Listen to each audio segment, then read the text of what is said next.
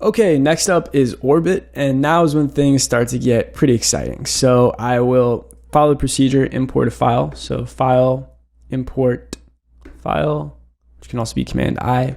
Navigate to our Elements of Motions Assets folder, orbit, click orbit, and bring it in. And now with this one, you'll notice that there are more than one layers. You can see there's a main object here and a little object here. And we've already separated the layers, and most living logo files you receive will already be separated. So all you have to do is click open, but now it will pop up, alert you with this new window asking what kind of import. And if you just do footage, you'll see that it only imports it as one object. And when you click it, there's two objects here, which is not good. So I'm going to undo that because it's not what we want. And I will go back to file, import file, and this time I will click composition. And when I click composition, now you can see that it not only imported the layers individually, but it already created this composition for us. So I'll just double click orbit, and now you see the orbit appears down here in our timeline panel, and there's two separate layers that we can now play with. So orbit is dealing with rotation. So basically what we want to do is make this one spin and then have this other object spin around this entire object like a moon. So I'm just gonna click on these layers and name them. I'll call this the planet, and I'll call this the moon.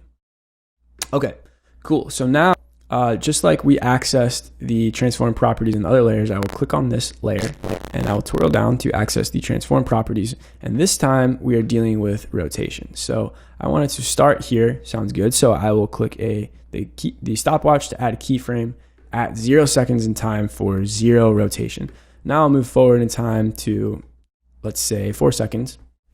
And if you want to zoom in and zoom out, you can do that down here with these little mountains. So you can zoom in, zoom out.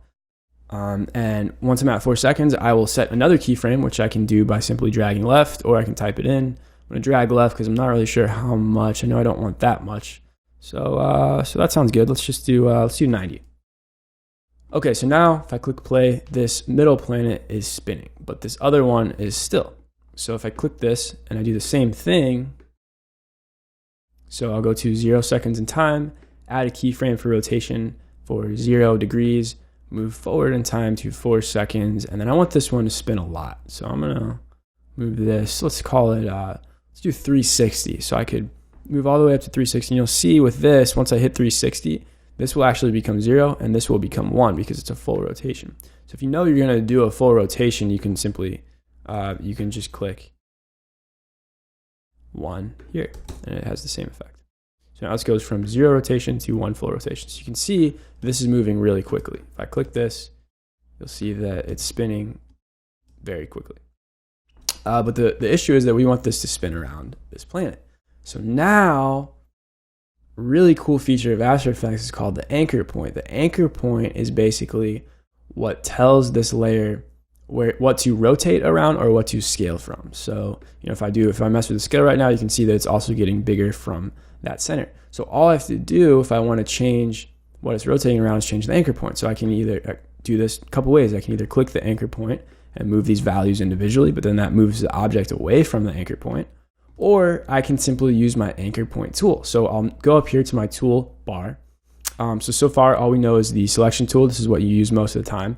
If you ever accidentally click a button and you change tools, just know to come back here or click V and you'll be back home to your cursor. But for this one, we want to use the pan behind tool. So the pan behind tool, which you can also access by clicking Y, allows you to click this crosshair, the anchor point, and move it without moving the layer. So we'll click it, and we want it to rotate around this bigger object. So we will put the anchor point in the center of this bigger planet.